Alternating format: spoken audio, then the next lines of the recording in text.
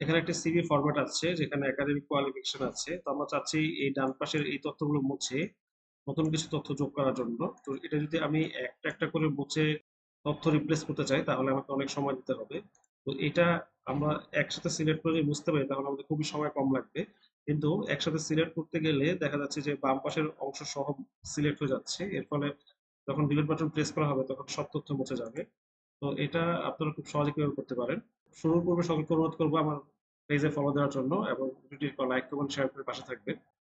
তো আমরা কিবোর্ড থেকে অল্টার প্রেস করব। অল্টার প্রেস করে এই অংশে যেখানে কার্সর আছে এখান থেকে আমরা মাউসের বাম পাশের বাটন ক্লিক করে ড্র্যাগ করব একদম শেষ পর্যন্ত, যে পর্যন্ত আমাদের মোছা প্রয়োজন সেই এরিয়া পর্যন্ত সিলেক্ট করে আমরা জাস্ট ক্লিক ছেড়ে দিব।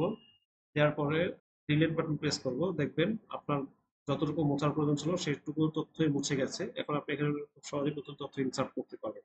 ধন্যবাদ সবাই।